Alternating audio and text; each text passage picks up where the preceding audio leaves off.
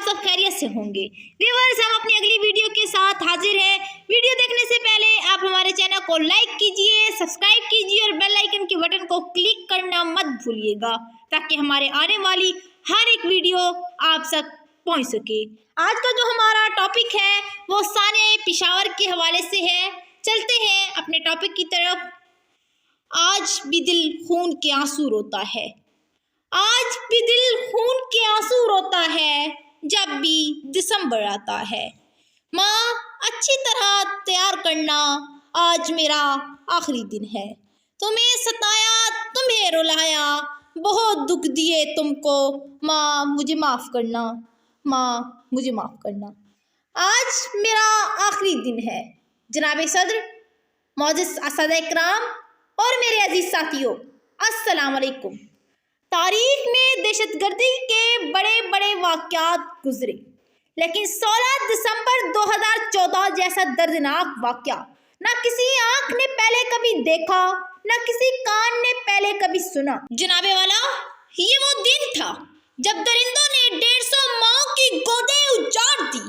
ये वो दिन था जब कौम के मुस्तकबिल पर हमला किया गया। ये वो दिन था जब फूलों के शहर पेशावर में ऐसी खूनी दास्तान रकम की गई कि कभी ना भूलने वाला दिन बना दिया, कभी ना भूलने वाला दिन बना दिया।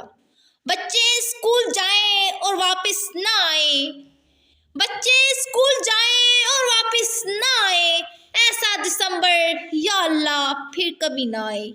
16 दिसंबर को खून की ऐसी नदियां बही जिनके छींटे आज तक माओं के सीनों में हैं। इन माओं के दिलों की तड़प का कोई अंदाजा नहीं लगा सकता, जिन्होंने अपने बच्चे सुबह तैयार करके स्कूल रुखसत किए, लेकिन वो भी लौटकर वापस ना आए।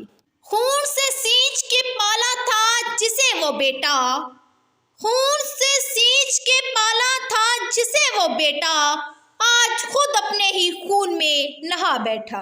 जनाबे वाला, दरिंदों ने बापों से उनके लखते जिगर छीन लिए, माओं की जिंदगियां वीरान कर दी, बहनों से उनके भाई चांद जैसे भाई छीन लिए, उन फूलों को बेदर्दी से शहीद कर दिया, असादा को बच्चों के सामने जिंदा जला दिया, जुल्म की इंतहा करने में कोई कसर न छोड़ी। आज भी दिल खून के आंसू रोता है, आज भी दिल खून के आंसू रोता है, जब भी दिसंबर आता है। वो जुल्म नहीं भूले, वो शहादत नहीं भूले, वो जुल्म नहीं भूले, वो शहादत नहीं भूले, मासूम फरिश्तों की इबादत नहीं भूले। वो बारूद के शोले, वो तड़पते हुए बच्चे, वो बारूद के शोले, वो तड़पते हुए बच्चे, आज भी हम वो क़यामत नहीं भूले, आज भी हम वो क़यामत नहीं भूले। आप सबकी समातों का बेहद शुक्रिया। वस्सलाम।